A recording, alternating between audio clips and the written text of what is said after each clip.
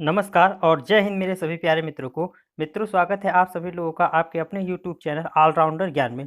उम्मीद करता हूं आप सब लोग बहुत बेहतर होंगे और आप लोगों की तैयारी भी बहुत बेहतर चल रही होगी। मित्रों, आज की जो हमारी क्लास है, इस क्लास में हम लोग पॉलिटी में पूछे गए प्रीवियस ईयर क्वेश्चन जो भी हैं, ठीक है, जो महत्वपूर्ण आर्टिकल या अनुच्छेद हैं पॉलिटी में आए हुए, ठीक है, उनको हम आज की क्लास में देखेंगे। ठीक है, दो वीडियो मैं इसका लेके आ रहा हूँ, आर्टिकल से संबंधित या अनुच्छेद से संबंधित दो वीडियो मैं लेके आ रहा हूँ। ये हम लोगों का पहला वीडियो है और इसके बाद सेकेंड वीडियो मैं लेके आऊँगा। ठीक है, और आज की क्लास में हम लोग देखेंगे कि जो महत्वपूर्ण आर्टिकल है प्रीवियस ईयर क्वेश्चन में पूछे गए पॉलिटी से, उन सारे आर्टिकल को हम लोग देखेंगे। केवल इंपॉर्टेंट या महत्वपूर्ण जो आर्टिकल्स हैं उनको केवल हम लोग देखेंगे, उसका डिटेल नहीं हमें देखना है। ठीक है, तो इतना अगर आप आर्टिकल रट लेते हैं, ठीक है, तो आपको कुछ और पढ़ने की जरूरत नहीं है। तो चलिए शुरू करते हैं आज की क्लास और देख लेते हैं कि आज की क्लास में क्या क्या वो महत्वपूर्ण आर्टिकल है जो हम लोगों को जानना जरूरी है। ठीक है, तो मित्रों, आज की जो हमारी क्लास है, इस क्लास में हम लोग जो सबसे पहला टॉपिक पढ़ेंगे वो पढ़ेंगे हम लोग जो हमारी फंडामेंटल राइट्स हैं, या इसी को हम कहते हैं मौलिक अधिकार। क्या कहते हैं? मौलिक अधिकार। तो मौलिक अधिकार के बारे में हम लोग पढ़ेंगे। और कितने होते हैं? तो 6 होते हैं। कितने होते हैं? 6 होते हैं। कौन कौन से होते हैं और उनमें किस आर्टिकल से लेकर किस आर्टिकल तक हैं, ये सारे चीजें हम लोग देखेंगे। और उनमें से जो इंपॉर्टेंट आर्टिकल है, जो महत्वपूर्ण है, केवल उनको आप लोगों को याद रखना है। उन सबको हम लोग डिस्कस करेंगे बारी बारी से। ठीक है, तो चलिए, जो मौलिक अधिकार है, इसको शुरू करने से पहले कुछ इंपॉर्टेंट क्वेश्चन जो और पूछते हैं मौलिक अधिकार से, उसको हम लोग देख लेते हैं। तो क्या पूछते हैं? सबसे पहला ये कि कितने होते हैं आपको पता होना चाहिए। तो जो मौलिक अधिकार या फंडामेंटल राइट्स है वो नंबर में कितने हैं? तो 6 होते हैं। कितने होते हैं? 6। ये आपको याद रखना है। दूसरा क्वेश्चन जो पूछता है वो पूछता है कि किस भाग में है, संविधान के किस भाग में है। तो संविधान के भाग 3 में या पार्ट 3 में जो हमारा मौलिक अधिकार है वो वर्णित है। ठीक है, तीसरा क्वेश्चन आप लोग याद रखना है कि जो हमारा मौलिक अधिकार या फंडामेंटल राइट है वो किस आर्टिकल से किस आर्टिकल तक है। तो देखिए, आर्टिकल 12 से लेके आर्टिकल 35 तक, ठीक है, भाग 3 में आर्टिकल 12 से लेके आर्टिकल 35 तक जो है वो मौलिक अधिकार या फंडामेंटल राइट के बारे में वर्णित है हमारे संविधान में। ठीक है, ये और सबसे इंपॉर्टेंट पॉइंट आप लोग को याद रखना है कि किस देश से लिया गया है। तो ये यूएसए के संविधान से लिया गया है। कहां से? यूएसए के संविधान से। तो ये 4 क्वेश्चन आप लोगों को याद रखने हैं। अब चलिए आगे बढ़ते हैं और जो हमारा है मौलिक अधिकार उसको देख लेते हैं। तो देखिए, 6 प्रकार के मौलिक अधिकार होते हैं, मैंने बताया कौन कौन से होते हैं उनको देख लेते हैं और उनमें जो इंपॉर्टेंट है उसको हम लोग याद रखेंगे। तो सबसे पहले हम लोग देखेंगे राइट टू इक्वलिटी। ठीक है, इक्वलिटी का मतलब होता है कि समानता। तो पहला है हमारा समानता का अधिकार। क्या देखेंगे? समानता का अधिकार। आप लोगों को याद रखना है, समानता का अधिकार जो है वो आर्टिकल 14 से लेकर 18 तक है। अब ये 14 से 18 तक में कौन कौन से इंपॉर्टेंट आर्टिकल हैं जो आप लोगों को याद रखने, उनको हम लोग डिस्कस करेंगे अभी कुछ देर के बाद। पहले हम लोग ये देख लेते हैं कि जो हमारे 6 मौलिक अधिकार है या फंडामेंटल राइट्स हैं वो कौन कौन से हैं और किस आर्टिकल में। ठीक है, तो चलिए दूसरा हम लोग देखते हैं राइट टू फ्रीडम। फ्रीडम का मतलब होता है स्वतंत्रता। तो राइट टू फ्रीडम का मतलब हो जाएगा स्वतंत्रता का अधिकार। तो जो हमारा दूसरा मौलिक अधिकार है वो है स्वतंत्रता का अधिकार। आर्टिकल की बात करें तो आर्टिकल 19 से 22 में ये वर्णित है। ठीक है, तीसरा हम लोग देखते हैं राइट अगेंस्ट एक्सप्लॉइटेशन। कहते हैं एक्सप्लॉइटेशन का मतलब होता है शोषण। तो शोषण के विरुद्ध अधिकार। तो शोषण के विरुद्ध जो अधिकार है वो, इसके लिए 2 आर्टिकल है, दोनों आर्टिकल इंपॉर्टेंट है, आर्टिकल 23 और 24, इन दोनों में वर्णित है। ठीक है, चलिए आगे बढ़ते हैं और जो 3 हमने देख लिया, 3 और जो है उनको देख लेते हैं। तो आगे बढ़ते हैं। चौथा जो हमारा फंडामेंटल राइट हो जाएगा, चौथा वो हो जाएगा हमारा right to freedom of religion. ठीक है, रिलीजियन का मतलब हो जाएगा धर्म। तो धार्मिक स्वतंत्रता का अधिकार, ये वर्णित है हमारा आर्टिकल 25 से लेके 28 तक। पांचवा है हमारा right for education and culture. देखिए, यहाँ मैंने इसको शॉर्ट में लिखा है right for education and culture. इसका मतलब होता है शिक्षा और संस्कृति संबंधी अधिकार। ये जो माइनॉरिटीज हैं, अल्पसंख्यक हैं, उनके लिए है। ठीक है, तो केवल मैं अभी इस डिस्कस कर रहा हूँ, जब पूरा डिटेल हम लोग इसका देखेंगे कौन कौन से आर्टिकल हैं, या ये जो आर्टिकल हम लोग देखेंगे कि आर्टिकल 29 से 30 में है ये, तो वहां मैं इस चीज को हमने पूरे डिटेल से लिखा है कि अल्पसंख्यकों की शिक्षा और संस्कृति संबंधी अधिकार। ठीक है, तो उम्मीद करता हूँ इतनी बात आप लोग समझ पा रहे होंगे। चलिए आगे बढ़ते हैं और जो हमारा छठवां और लास्ट हमारा फंडामेंटल राइट है वो है संवैधानिक उपचारों का अधिकार। क्या है? संवैधानिक उपचारों का अधिकार। ये है हमारा आर्टिकल 32 में। किसमें? आर्टिकल 32 में। ठीक है, तो ये हमारे 6 मौलिक अधिकार हो गए। ठीक है, जिसके बारे में आप लोगों को जानना है और कौन कौन कितने आर्टिकल से लेके कितने आर्टिकल तक हैं उसके बारे में हम लोगों ने देखा। अब हम लोग पढ़ेंगे कि जो समानता का अधिकार, जो हम लोगों का पहला राइट था, फंडामेंटल राइट, यहाँ मैं आप लोगों को दिखा देता हूँ। ये हम लोग का जो पहला फंडामेंटल राइट है, राइट टू इक्वलिटी या समानता का अधिकार, जो 14 से लेकर 18 तक है। ये 14 से 18 तक में जो 5 आर्टिकल है, इनमें से कौन कौन से आर्टिकल इंपॉर्टेंट है उसके बारे में अब हम लोग डिस्कस करेंगे, ठीक है। अच्छा मित्रों, ये शुरू करने से पहले एक बात मैं और आप लोगों को बताना चाहता हूँ।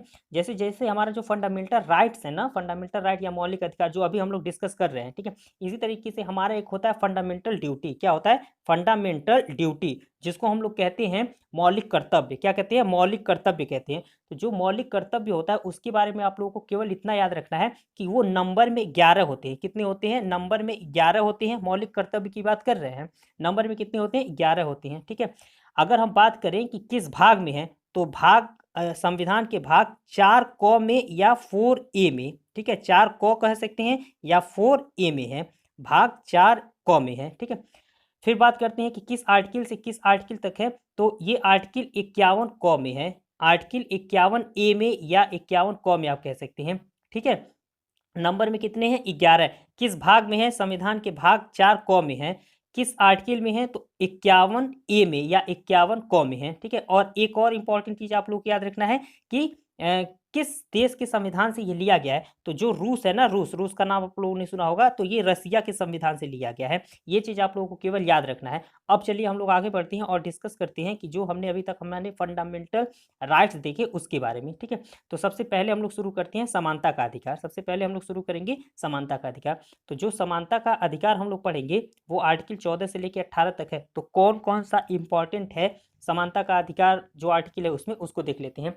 तो देखिए, जो समानता का अधिकार है उसमें जो हमारे सारे आर्टिकल हैं, ठीक है, पांचों आर्टिकल जो है वो इंपॉर्टेंट है और पांचों बारी बारी से पूछे जाते हैं हर एग्जाम में। तो आर्टिकल 14 की बात करते हैं, तो आर्टिकल 14 हमारा हो जाएगा कानून के समक्ष समानता। क्या हो जाएगा? कानून के समक्ष समानता। ये ब्रिटेन से लिया गया। ये भी हो सकता है एग्जाम में पूछ दे कि कानून के समक्ष समानता किससे लिया गया है, तो ब्रिटेन से लिया गया है, ठीक है। और जो दूसरा हमारा है समान आर्टिकल 14 में, वो है विधियों के समान संरक्षण। ये अमेरिका के संविधान से लिया गया है। तो ये दोनों आप लोगों को याद रखना है। एक चीज और याद रखिए, जो आर्टिकल 14 पूछता है, तो ये जो पहला और दूसरा मैंने लिख लिया, इन दोनों में से कोई एक ही पूछता है। या तो कानून के समक्ष समानता देगा या तो विधियों के समान संरक्षण देगा। तो ये आर्टिकल 14 में हमारा वर्णित है। एक ब्रिटेन से लिया गया है, एक अमेरिका से। ये दोनों चीजें आप लोगों को याद रखनी है। अब आर्टिकल 15 की बात करते हैं। तो आर्टिकल 15 ये कहता है कि भारत की किसी भी नागरिक से उसके राज्य, धर्म, जाति, मूल, वंश, जन्म स्थान, उसके रंग, लिंग, मतलब पुरुष है या स्त्री है या कोई और, आदि के आधार पर भेदभाव का निषेध ये करता है। कि मतलब भारत के किसी भी नागरिक से ये जो सारे टर्म लिखे गए हैं, इनके आधार पे आप भेदभाव नहीं कर सकते। अगर ये करते हैं आप, तो उसके मौलिक अधिकार का हनन होगा, ठीक है। आर्टिकल 16 के बाद, अच्छा एक चीज और याद रखिएगा कि जितने भी आर्टिकल हम लोग डिस्कस कर रहे हैं, ये आर्टिकल, ये सारे आर्टिकल इंपॉर्टेंट है और ये प्रीवियस ईयर में पूछे गए हैं। तो जितने मैं बता रहा हूँ इतने आपको लर्न होने ही चाहिए, तब जाके आप बेस्ट परफॉर्मेंस कर पाएंगे एग्जामिनेशन में, ठीक है। क्योंकि मैंने वही आर्टिकल उठाया है प्रीवियस ईयर से जो पूछे गए हैं बार बार, ठीक है। तो ये चीज़ याद रखिए, कम से कम इतना आप लोगों को याद करना है। ये मत समझिएगा कि ऐसे ही मैं बता रहा हूँ, इतना आप लोगों को बिल्कुल याद करना है। 2 बार 3 बार वीडियो को देखिए, 2 बार 3 बार लिखिए, आराम से याद हो जाएगा। कोई ज़्यादा मेहनत नहीं आपको करना है, ठीक है। चलिए किस पे थे? आर्टिकल 15 पे। अब बात करते हैं आर्टिकल 16 की, ठीक है। तो जो हमारा आर्टिकल 16 है वो क्या कहता है? आर्टिकल 16 हमारा कहता है सरकारी सेवाओं में अवसर की समानता। सरकारी सेवाओं में अवसर की समानता आप लोगों को पता ही है। जिस भी चीज़ का आप यूपीपी का प्रिपरेशन कर रहे हो, एसएससी जीडी का कर रहे हो, ठीक है, एनटीपीसी का, रेलवे का, बैंक का, एसएससी का, किसी भी चीज़ का आप प्रिपरेशन कर रहे हैं, तो आप देखते होंगे कोई भेदभाव नहीं। अब कोई सोर्स लगा के या जुगाड़ करके या पेपर आउट करा के कर लेता, उसकी बात नहीं है। लेकिन सबको समानता का अधिकार मिलता है कि आराम से आप फॉर्म फिलअप करें, एग्जामिनेशन दें, सिलेक्शन आपका होगा या जैसे भी है, तो उसमें किसी तरीके का भेदभाव नहीं होता है, ठीक है। तो यही मतलब हुआ आर्टिकल 16 हमारा कहता है। तो आर्टिकल 16 में ये चीज़ है कि सबको सरकारी सेवाओं में समान अवसर मिलना चाहिए, किसी के साथ भेदभाव नहीं होना चाहिए। देखिएगा, जो आर्टिकल हमारा 17 है ये सबसे इंपॉर्टेंट है। जो आर्टिकल 17 है ये सबसे इंपॉर्टेंट है। अगर 10 क्वेश्चन मतलब पूछा, अगर 10 क्वेश्चन की बात करें, अगर हमारा जो फंडामेंटल राइट्स है उससे पूछता है समानता के अधिकार में से, तो 8 बार तो ये क्वेश्चन यही से पूछता है, आर्टिकल 17 से ही। तो ये चीज़ आप लोग याद रखिएगा। आर्टिकल 17 क्या है? सबसे इंपॉर्टेंट आर्टिकल है। अस्पृश्यता या इसी को कहते हैं छुआछूत, ठीक है। तो छुआछूत का जो अंत है उसके बारे में इसमें बताया कि किसी के साथ छुआछूत या ऊंच नीच का व्यवहार नहीं करना है। अगर आप करते हैं तो वो उसके मौलिक अधिकार का हनन होगा, ठीक है। चलिए अब आर्टिकल 18 की बात करते हैं। तो आर्टिकल 18 में कहा गया है उपाधियों का अंत। क्या है? उपाधियों का अंत। उपाधियों का अंत और एक चीज और यहाँ पे देखिए दिया गया है, यहाँ पे मैं हटा के देखता हूँ, सेवा व शिक्षा को छोड़ के। क्या दिया गया है? सेवा व शिक्षा को छोड़ के। तो उपाधियों का अंत तो है, लेकिन सेवा व शिक्षा को छोड़ के। इसका मतलब कि कोई और उपाधि आप नहीं ले सकते, लेकिन अगर आप सेवा के क्षेत्र में हैं और शिक्षा के क्षेत्र में तो आपको मिल सकता है। फॉर एग्जाम्पल, जैसे मान लीजिए आप पीएचडी करते हैं, आप पीएचडी जब करते हैं, पीएचडी करने के बाद आपको डॉक्टरेट की उपाधि मिलती है, तो लोग आपको डॉक्टर कहते हैं। तो वो चीज़ है क्योंकि वो शिक्षा से आपने प्राप्त की है। या सेवा का मतलब ये हो गया कि जो बड़े-बड़े ऑफिसर होते हैं, उनको जैसे एडमिरल हो गए, कर्नल हो गए, तो इस तरीके की जो उपाधि है, वो वैलिड है। लेकिन आपने सुना जैसे 1999 में जब जालियांवाला बाग हत्याकांड हुआ था, तो नाइटहुड की उपाधि रविन्द्रनाथ टैगोर ने वापस कर दी थी अंग्रेजों को। तो जो नाइटहुड हो गया या इस तरीके से जो अलग से उपाधि दी जाती है, वो उपाधि आप नहीं ले सकते। उन उपाधियों का अंत कर दिया गया आर्टिकल 18 के द्वारा। ठीक है, चलिए आगे बढ़ते हैं और जो हमारे अन्य फंडामेंटल राइट्स हैं उनको देख लेते हैं।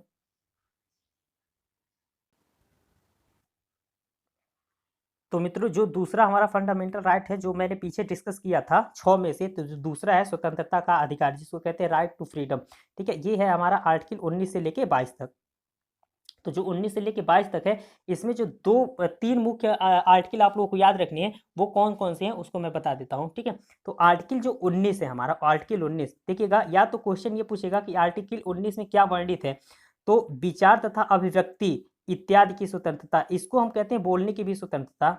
ठीक है, तो बोलने की स्वतंत्रता पूछ सकता है किसमें, तो आर्टिकल 19 में। या इसी को कहते हैं प्रेस की स्वतंत्रता, तो ये भी किसमें, आर्टिकल 19 में। एक चीज और आप याद रखिएगा कि जो आर्टिकल 19 है हमारा ना, वो आर्टिकल ए से लेके जी तक है। इसका मतलब उसमें 7 आर्टिकल है। कितने आर्टिकल है? 7 आर्टिकल। जो जैसे 19 ए करके दे देगा, फिर 19 बी करके दे देगा, इस तरीके से है। तो सबको नहीं हमें जानना है। जो आर्टिकल 19 ए होता है, जो यहाँ मैंने लिख रखा है, विचार तथा अभिव्यक्ति या वाक इत्यादि की स्वतंत्रता, या इसी को कहते हैं प्रेस की स्वतंत्रता, ये इंपॉर्टेंट है। तो ये केवल आप लोगों को याद रखना है। बाकी आप पढ़ना चाहते हैं तो ए से लेके जी तक दिया गया है। 19 ए से लेके 19 बी, 19 सी, 19 डी, 19 जी तक 7 आर्टिकल है। तो उसको पढ़ना चाहें तो आप पढ़ सकते हैं, लेकिन इंपॉर्टेंट यही है जो 19 ए हमारा है। 19 ए जो हमारा है, ये इंपॉर्टेंट है। ठीक है, चलिए आगे बढ़ते हैं। और जो आर्टिकल हमारा 21 दिया गया है, उसको देखिए, 20 नहीं पढ़ना है, पढ़ भी सकते हैं, लेकिन जो इंपॉर्टेंट है वो है हमारा आर्टिकल 21। आर्टिकल 21 क्या कहता है? प्राण तथा दैहिक संरक्षण का अधिकार। मतलब सबको क्या कहते हैं, जीवन, इसी को कहते हैं जीवन जीने का अधिकार, कि सबको अपने प्राण और दैहिक स्वतंत्रता का, दैहिक संरक्षण का क्या है, अधिकार है। वो स्वतंत्र है कि अपने हिसाब से वो जिंदगी अपना जी सकता है, कोई उसको बाध्य नहीं कर सकता। अच्छा, एक और इंपॉर्टेंट चीज है, जो आर्टिकल 21 ए भी एग्जामिनेशन में कभी कभी पूछ देता है, या आपको ये आना ही चाहिए, याद होना चाहिए। क्या? कि 86वां संविधान संशोधन जो है वो 2002 में हुआ था। 86वां संविधान संशोधन 2002 में हुआ। इसके द्वारा 6 से 14 वर्ष तक के बच्चों को निःशुल्क शिक्षा, ये गवर्नमेंट जो है, जो इंडियन गवर्नमेंट है, वो इसकी व्यवस्था करेगी। और ये जो है वो मौलिक अधिकार है, फंडामेंटल राइट है इनका। 6 से 14 वर्ष के जो बच्चे हैं, उनका ये फंडामेंटल राइट है कि उनको गवर्नमेंट निःशुल्क शिक्षा दे। ठीक है, इसीलिए देख रहे हैं कि अब स्कूलों में जो 6 से 14 वर्ष के जो बच्चे हैं, जाते हैं पढ़ने प्राइमरी में या जूनियर हाई स्कूल में, तो उनकी फीस क्या होती है? माफ़ हो जाती है। फ्री में वो पढ़ते हैं, उनको खाना भी मिलता है, मिड डे मील की भी व्यवस्था होती है। तो वो यही आर्टिकल है, आर्टिकल 21 ए, इसी के तहत। ठीक है, चलिए आगे बढ़ते हैं। और जो हमारा तीसरा आर्टिकल है, मतलब तीसरा जो फंडामेंटल राइट है, उसको देख लेते हैं। जो जो हमारा तीसरा फंडामेंटल राइट है, वो है शोषण के विरुद्ध अधिकार। क्या है? शोषण के विरुद्ध अधिकार। ये आर्टिकल 23 और 24 में है। किसमें है? आर्टिकल 23 और 24 में। तो जो आर्टिकल 23 है हमारा और आर्टिकल 24, ये दोनों इंपॉर्टेंट है, आपको दोनों याद रखना है। आर्टिकल 23 क्या कहता है? आर्टिकल 23 कहता है मानव व्यापार तथा बलपूर्वक श्रम पर रोक। इसका मतलब ये है कि देखिए, जनरली मतलब अभी भी क्या कहते हैं, मानव व्यापार चलता है बहुत सारी जगह, लेकिन लोगों को पता नहीं है, लेकिन चोरी चुपके चलता है कि आदमी का क्या कहते हैं, खरीद और फरोख्त किया जाता है, कि बेचते हैं, उनको दास बना के रखा जाता है। इस तरीके की चीज़ें अभी भी पूरी तरीके से गई नहीं है। हो सकता है कि हम लोगों की तरफ जैसे है ऐसा कुछ नहीं है, लेकिन बहुत सारी जगहें अभी ऐसी हैं जहाँ पे लोगों को क्या किया जाता है, दास बना के उनसे काम कराया जाता है, या बंधुआ मजदूर जिसको कहते हैं, कि लेके जाएंगे और खानों में काम कराएंगे, इस तरीके की चीज़ें। तो जो मानव व्यापार होता है, इसका मतलब यही हुआ, ह्यूमन ट्रैफिकिंग इसको कहते हैं, कि आदमियों को बेचना खरीदना, इस तरीके की। तो एक चीज़ याद रखिएगा आप लोगों को कि इंडिया में, ठीक है, इंडिया में आई थिंक 1843-44 में जो लॉर्ड इलनबरो थे, 1843 में, शायद 1843 और 44 में लॉर्ड इलनबरो जो थे, उन्होंने दास प्रथा का क्या किया था, इंडिया से अंत कर दिया था। ये चीज़ आप लोगों को याद रखना है। अभी भी कहीं कहीं है, लेकिन जनरली जो है 1843-44 में दास प्रथा का अंत भारत में माना जाता है। लॉर्ड इलनबरो उसमें वायसराय या गवर्नर जनरल जो भी थे वो थे, ठीक है। तो ये चीज़ याद रखिएगा। तो ये है हमारा आर्टिकल 23, ठीक है। मानव व्यापार नहीं कर सकते और किसी से बलपूर्वक जबरदस्ती बंधुआ मजदूर बना के काम नहीं करा सकते। आर्टिकल 24 की बात करते हैं तो ये बड़ा इंपॉर्टेंट चीज़ है आर्टिकल 24, कि 14 वर्ष से कम आयु के बच्चों को कल कारखानों में काम करने से रोकने से संबंधित है। कि कोई भी बच्चा है, जैसे आप जनरली देखते होंगे कि ज़्यादा बच्चों से काम नहीं कराया जा सकता। और अगर आपकी किसी भी आपका दुकान है छोटा मोटा कोई भी, तो अगर वहाँ छोटे बच्चों को रखते हैं तो कभी पुलिस आवाजाही करती है तो वो लगती है जांच पड़ताल करने की, कहीं से पकड़ के इसको नहीं न लाए हैं या इस तरीके की चीज़ें। तो इसीलिए, क्योंकि 14 वर्ष से जो कम आयु के बच्चे हैं उनको आप काम नहीं करा सकते कल कारखानों में या कहीं पे भी जबरदस्ती या कैसे भी।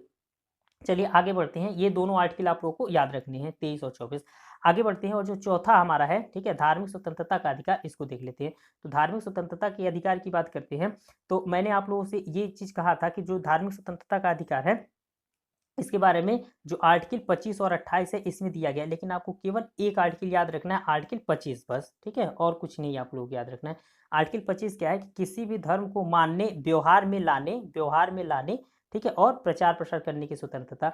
इसका मतलब ये है कि किसी को आप फोर्स नहीं कर सकते। आदमी क्या कहते हैं, स्वतंत्र है, वो किसी भी धर्म को अपना सकता है, किसी भी धर्म का प्रचार प्रसार कर सकता है, ठीक है, अपने व्यवहार में उस चीज़ को ला सकता है जो उसका नियम कानून है धर्म का, उस हिसाब से अपना रहन सहन रख सकता है। किसी को आप बाध्य नहीं कर सकते कि आपको ऐसे नहीं रहना है, आपको यही धर्म अपनाना है या इस तरीके की चीज़ें। तो वो आर्टिकल 25 की बात है, ठीक है, कि किसी को किसी भी धर्म को मानने की स्वतंत्रता है, ठीक है, और उसका प्रचार प्रसार कर सकता है। आप उसको क्या कहते हैं, बाध्य नहीं कर सकते कि आप प्रचार मत करिए या इस धर्म को अपनाइए पर्टिकुलर। चलिए आगे बढ़ते हैं। मैंने आप लोगों को पीछे बताया था कि जो हमारा 5वां फंडामेंटल राइट था उसमें मैंने लिखा था शिक्षण और संस्कृति से संबंधित अधिकार। तो मैंने बताया था कि ये माइनॉरिटीज़ या जो अल्पसंख्यक है उनके लिए है। तो देखिए यहाँ मैंने 5वां लिख रखा है कि अल्पसंख्यकों के शिक्षण और संस्कृति के संबंध में। ये 2 आर्टिकल है इसके लिए। आर्टिकल क्या-क्या है, 29 और 30, लेकिन इसमें से केवल जो एक आर्टिकल है, आर्टिकल 30, ये केवल आप लोगों को याद रखना है क्योंकि यही जो है प्रीवियस ईयर क्वेश्चन में क्वेश्चन पेपर में पूछा गया है। बाकी आर्टिकल 29 नहीं पूछा गया या एक आध दो बार पूछा गया, आप चाहे तो पढ़ सकते हैं, लेकिन मेरे हिसाब से आर्टिकल 30 आप लोगों को हमेशा याद होना चाहिए, लर्न होना चाहिए। तो ये है क्या, अल्पसंख्यकों को उनके शिक्षण संस्थानों की स्थापना और प्रशासन का अधिकार। इसका मतलब ये है कि जो अल्पसंख्यक है, जैसे मान लीजिए हमारे अल्पसंख्यक किसको मानते हैं, जो मुस्लिम भाई लोग हो गए, ठीक है, और यही लोग अल्पसंख्यक हैं। तो ये क्या कर सकते हैं, अपनी शिक्षण संस्थाओं की स्थापना कर सकते हैं, ठीक है, और वो अपने हिसाब से उस चीज़ को चला सकते हैं। कोई उनको बाध्य नहीं कर सकता कि आप नहीं स्टेब्लिश करिए, अपना शिक्षण संस्था मत बनाइए या कोई भी ऐसी चीज़ें मत स्थापित कीजिए। इसके लिए कोई उनको बाध्य नहीं कर सकता। अगर ऐसा कोई करता है तो ये उनके मौलिक अधिकार का हनन होगा। और जो लास्ट हमारा फंडामेंटल राइट है, ठीक है, संवैधानिक उपचारों का अधिकार, जो 6वां हमारा फंडामेंटल राइट है, संवैधानिक उपचारों का अधिकार। संवैधानिक उपचारों का जो अधिकार है मित्रों, इस चीज़ को आप लोग समझिएगा। देखिए, जो संवैधानिक उपचारों का अधिकार का मतलब ये है कि अगर आपके कहीं भी आपको ये लग रहा है कि आपके मौलिक अधिकार का हनन हुआ है या कोई ज़बरदस्ती आपके साथ कर रहा है कि आप ये चीज़ करिए, या जो भी मैंने आप लोगों को 6 अभी डिस्कस किए, ठीक है, फंडामेंटल राइट हम लोगों का 6 फंडामेंटल राइट हम लोगों ने पढ़ा। इनमें से किसी भी अगर अधिकार का आपके हनन होता है तो आप आर्टिकल 32 का यूज करके, आर्टिकल 32 क्या है, जो आर्टिकल 32 है, आर्टिकल 32 जो हम लोग अभी पढ़ रहे हैं संवैधानिक उपचारों का अधिकार, इसके द्वारा जो सुप्रीम कोर्ट होता है, हमारा सुप्रीम कोर्ट, वो रिट जारी करता है। क्या करता है, रिट जारी करता है।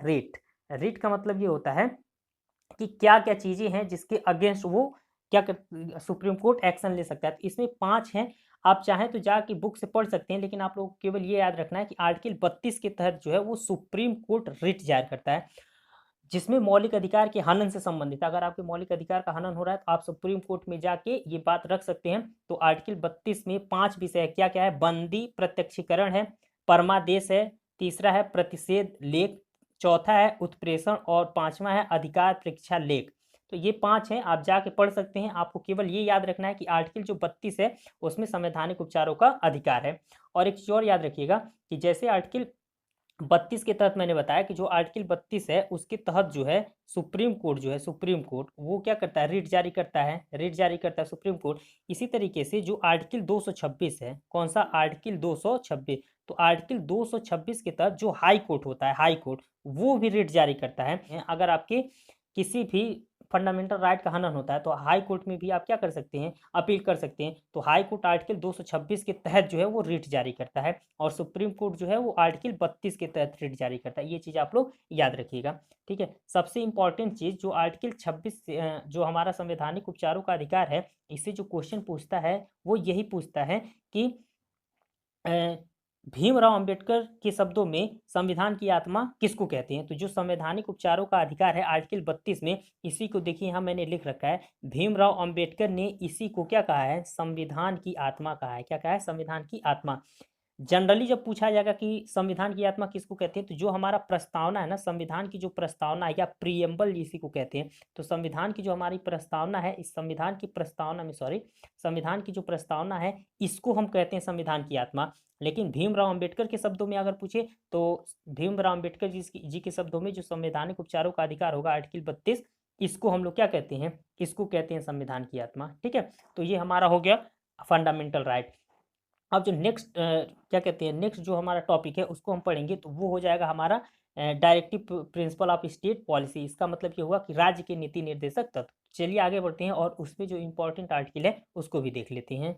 तो फंडामेंटल राइट हमारा हो गया। अब हम बात करते हैं राज्य के नीति निर्देशक तत्व। किसकी बात करते हैं, राज्य के नीति निर्देशक तत्व। इसी को कहते हैं directive principles of state policy, ठीक है, directive principles of state policy, ठीक है। इसी को शॉर्ट में हम कहते हैं डीपीएसपी। क्या कहते हैं, डीपीएसपी। क्या कहते हैं, डीपीएसपी, डीपीएसपी कहते हैं, ठीक है।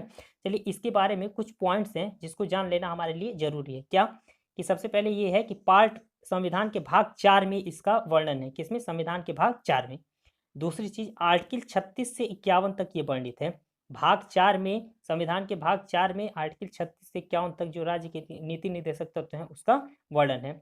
दूसरी चीज ये कि किस संविधान से लिया, किस देश के संविधान से लिया गया है, तो आयरलैंड के संविधान से लिया गया है। कहाँ से, आयरलैंड के संविधान से लिया गया है। ये इंपॉर्टेंट चीज है, ठीक है। सैकड़ों बार ये क्वेश्चन पूछा गया होगा कि जो राज्य के नीति निर्देशक तत्व है वो किस देश के संविधान से लिया गया है, तो आयरलैंड के संविधान से लिया गया है, ठीक है। नेक्स्ट देख लेते हैं कि जो डायरेक्टिव प्रिंसिपल है या राज्य के नीति निर्देशक तत्व हैं इसका उद्देश्य क्या है। तो जो राज्य के नीति निर्देशक तत्व है वो उसका उद्देश्य क्या है, तो उद्देश्य है कल्याणकारी राज्य की स्थापना करना या कल्याणकारी राज्य का निर्माण। ये उद्देश्य है हमारा राज्य के नीति निर्देशक तत्व का। अब इसी आर्टिकल की बात करते हैं तो देखिए मैंने यहाँ मेंशन किया आर्टिकल 36 से लेके 51 तक है। तो जो 36 से लेके 51 तक है सबको पढ़ना नहीं, जो यहाँ मैंने आर्टिकल लिख रखा है केवल इन आर्टिकल्स को आप लोगों को याद रखना है। तो चलिए देख लेते हैं कि कौन कौन से इंपॉर्टेंट आर्टिकल हैं जो प्रीवियस ईयर में पूछे गए हैं, तो उनकी बात कर लेते हैं। तो सबसे पहले हम लोग देखेंगे, बस यही इतने आर्टिकल, जो 7 आर्टिकल हैं यही इतने 7 आर्टिकल आप लोगों को लर्न कर लेना है, ठीक है। तो चलिए आर्टिकल हम 40 की बात करते हैं सबसे पहले। तो आर्टिकल 40 की बात करते हैं तो आर्टिकल 40 क्या बताता है, आर्टिकल 40 बताता है कि ग्राम पंचायतों का गठन। इसका मतलब राज्य का, चूंकि नीति निर्देशक तो जो है वो राज्य के लिए, तो राज्य सरकारों को ये अधिकार है कि वो ग्राम पंचायतों का गठन कर सकती हैं। तो ये आर्टिकल 14 में है।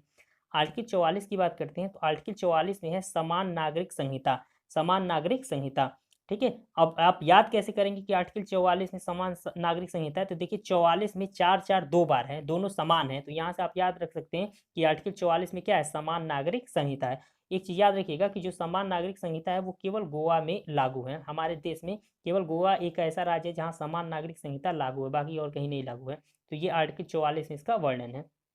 आर्टिकल 45 आप लोगों को याद रखना है। आर्टिकल 45 है कि राज्य 0 से लेकर 6 वर्ष तक के बच्चों को शिक्षा और पोषण की व्यवस्था करेगा, ठीक है। क्या करेगा, आर्टिकल 45 क्या बताता है कि राज्य 0 से लेके 6 वर्ष तक के बच्चों की शिक्षा और पोषण की व्यवस्था करेगा, ठीक है। ये इंपॉर्टेंट आर्टिकल है। जैसे अभी मैंने आप लोगों को बताया कि 21A जो था, 21A, ठीक है, उसमें क्या था कि 0 से लेके क्या कहते हैं 6 से 14 वर्ष के बच्चों के लिए जो फ्री शिक्षा होगी वो गवर्नमेंट उपलब्ध कराएगी, उनका फंडामेंटल राइट था, ठीक है। लेकिन आर्टिकल 45 जो है ये राज्य सरकारों का काम है कि राज्य 0 से, देखिए यहाँ मैंने मेंशन किया कि राज्य 0 से लेके 6 वर्ष तक के बच्चों के शिक्षा और पोषण की व्यवस्था करेगा, ये राज्य का फर्ज है। और 6 से लेकर 14 वर्ष तक की जो फ्री शिक्षा है, ठीक है, कि सबको शिक्षित होना चाहिए या सबको शिक्षा मिलनी चाहिए, वो फंडामेंटल राइट है। तो इन दोनों में ये डिफरेंस है, आप लोग याद रखिएगा। आर्टिकल 47 की अगर हम बात करते हैं, आर्टिकल 47 की, तो आर्टिकल 47 क्या है कि जो भी गवर्नमेंट है, स्टेट गवर्नमेंट की बात है, तो राज्य सरकारों को चाहिए कि वो हानिकारक तथा मादक पदार्थों पर प्रतिबंध लगाएं। ये है आर्टिकल 47। लेकिन कहीं होता है ऐसा नहीं, क्यों? क्योंकि जो मादक पदार्थ होते हैं, मतलब जो भी है, तंबाकू हो गया, सुर्ती हो गया, इसी से ज़्यादा इनकम है। तो ये चीज़ें होनी चाहिए, हानिकारक तथा मादक पदार्थों पर प्रतिबंध, लेकिन कहीं ऐसा है नहीं। तो ये चीज़ याद रखिएगा कि आर्टिकल 47 में ये चीज़ कहा गया कि राज्य सरकारों को हानिकारक तथा मादक पदार्थों पर प्रतिबंध लगाना चाहिए। नेक्स्ट क्या है, ये बड़ा इंपॉर्टेंट है, इसको आप लोग याद रखिएगा बिल्कुल अच्छे से, कि 48A, आर्टिकल 48 क्या कहता है, पर्यावरण का संरक्षण तथा वन और वन्य जीवों की रक्षा। ठीक है, कि पर सबको राज्य का ये फर्ज है कि वो पर्यावरण का संरक्षण करे और वन और वन्य जीवों की भी क्या करे, रक्षा करे। ये चीज़ याद रखिएगा। नेक्स्ट हम बात करते हैं आर्टिकल 50 का। ठीक है, तो आर्टिकल जो 50 है, आर्टिकल 50 वो क्या हमें बताता है? आर्टिकल 50 में ये बताता है कि कार्यपालिका तथा न्यायपालिका का पृथक्करण। एक चीज आप याद रखिएगा कि कार्यपालिका हमेशा न्यायपालिका से पृथक रहे, तब भी सही नियम कानून चलेगा। क्यों? क्योंकि कार्यपालिका क्या करती है, कार्यपालिका कार्य का क्रियान्वयन करती है, और न्यायपालिका क्या करती है कि अगर इस कार्य को करने में कोई दिक्कत आ रही, या नागरिकों को कोई दिक्कत या किसी को कोई प्रॉब्लम है, तो ये कहाँ जाते हैं? न्यायपालिका में जाते हैं न्याय पाने के लिए। लेकिन अगर कार्यपालिका और न्यायपालिका दोनों पृथक नहीं है, दोनों मिले ही हों, तो देखिए आपको न्याय मिल पाएगा नहीं। क्यों? क्योंकि ये कितना हो गलत नियम हो या कितना हो गलत करे, आपके ऊपर कितना हो अत्याचार करे, जब आप न्याय के लिए यहाँ पे जाएंगे, तो जब ये दोनों मिले ही हैं, तो आपको न्याय मिल पाएगा? नहीं मिल पाएगा। यही कारण है कि आर्टिकल 50 में ये चीज मेंशन है कि कार्यपालिका और न्यायपालिका का पृथक्करण होना चाहिए। जो कार्यपालिका है वो न्यायपालिका से क्या होनी चाहिए? पृथक होनी चाहिए, ताकि समान रूप से सबको न्याय मिल सके। अगर अलग नहीं होंगी तो समान रूप से न्याय सबको नहीं मिल पाएगा। और जो लास्ट आर्टिकल है हमारा डायरेक्टिव प्रिंसिपल का, वो है हमारा आर्टिकल 51। ये भी आप लोगों को याद रखना है। क्या है? अंतर्राष्ट्रीय शांति तथा सुरक्षा को बनाए रखना। ये राज्य के बारे में, राज्य का ये फर्ज है कि राज्य अंतर्राष्ट्रीय शांति और सुरक्षा को क्या करेगा? बनाए रखेगा अपने स्तर से। ठीक है, तो ये हमारा आज हम लोगों ने क्या पढ़ा? हम लोगों ने क्या पढ़ा? फंडामेंटल राइट जो हमारे थे वो पढ़ा हम लोगों ने। फंडामेंटल राइट हम लोगों ने देखा आर्टिकल 12 से लेके आर्टिकल 35 तक। ठीक है, और उसके बाद हम लोगों ने क्या देखा? डीपीएसपी देखा, राज्य के नीति निर्देशक तत्व। ठीक है, कहाँ से कहाँ तक? आर्टिकल 36 से लेके आर्टिकल 51 तक। ये एक चीज और आप लोग याद रखिएगा, एक आर्टिकल और है आर्टिकल 31, उसके बारे में भी हम डिस्कस कर लेते हैं। देखिएगा, पहले क्या था, जब 1979 से पहले, ठीक है, जब 44वां संविधान संशोधन हुआ, कब हुआ 44वां संविधान संशोधन? 1979 में, 1979 में। इससे पहले क्या था? जो आर्टिकल 31 था, सॉरी, जो आर्टिकल 31 था, उसमें क्या दिया गया था? उसमें संपत्ति का अधिकार दिया गया था। क्या दिया गया था? संपत्ति का अधिकार। और चूंकि मैंने आप लोगों को अभी पढ़ाया कि जो फंडामेंटल राइट है हमारे, या मौलिक फंडामेंटल राइट है, मौलिक अधिकार जो है हमारे, या मूल अधिकार हैं, वो कितने से कितने तक था? आर्टिकल 32 से आर्टिकल 12 से लेके आर्टिकल 35 तक हम लोगों ने पढ़ा अभी इस चीज को। तो अब आर्टिकल 31 जो है, आर्टिकल 31 वो इन्हीं के बीच में तो आता है, इन्हीं के बीच में आता है। तो पहले की ये बात है, ठीक है, पहले जब था 1979 से पहले, जो आर्टिकल 31 था उसमें संपत्ति का अधिकार था। क्या था? संपत्ति का अधिकार। और जो संपत्ति का अधिकार था वो क्या था? वो फंडामेंटल राइट था। क्या था? फंडामेंटल राइट या मौलिक अधिकार था। लेकिन जो 44वां संविधान संशोधन होगा 1979 में, तो क्या किया गया? जो आर्टिकल 31 है, आर्टिकल 31 है, इसको और आर्टिकल 9 इन दोनों को हटा के क्या कर दिया गया? आर्टिकल 300A में डाल दिया गया। आर्टिकल 300A में डाल दिया गया। और आर्टिकल 300A के अंतर्गत ये इसको क्या बना दिया गया? कानूनी अधिकार बना दिया गया। क्या बना दिया गया? कानूनी अधिकार बना दिया। तो ये चीज आप लोग याद रखिएगा कि जो संपत्ति का अधिकार है, संपत्ति का अधिकार वो फंडामेंटल राइट या मौलिक अधिकार नहीं है। क्या है? वो कानूनी अधिकार है। क्या है? कानूनी अधिकार है। ये चीज आप लोग याद रखिएगा। तो मित्रों, आज की वीडियो में बस इतना ही रहने देते हैं। उम्मीद करता हूं कि सारे आर्टिकल जो भी मैंने आप लोगों को समझाएं या बताएं, वो सारा आप लोगों को काफ़ी अच्छे से समझ में आ गया होगा। तो इस वीडियो में बस इतना ही रखते हैं। नेक्स्ट वीडियो जो हमारा आएगा, सेकेंड वीडियो, वो देखते हैं जो इसका सेकेंड पार्ट है वो कब तक आ जाएगा। जानने के लिए अगर आप चैनल पर नए हैं तो चैनल को सब्सक्राइब करिए, नोटिफिकेशन का जो घंटा है उसको बजा दीजिए। ठीक है, और अगर वीडियो पसंद आई है तो वीडियो को लाइक करिए, अपने फ्रेंड और जितने भी व्हाट्सएप और फेसबुक ग्रुप है उसमें इस वीडियो को शेयर करिए, हमें सपोर्ट करिए। और अगर इस वीडियो से रिगार्डेड आप आपका कोई सुझाव है तो आप कमेंट बॉक्स में कमेंट करके हमें ज़रूर बताएँ। ठीक है? तो इस वीडियो में बस इतना ही रहने देते हैं। मिलेंगे फिर आगे की वीडियो में, तब तक अपना ख्याल रखिएगा। जय हिंद, जय भारत।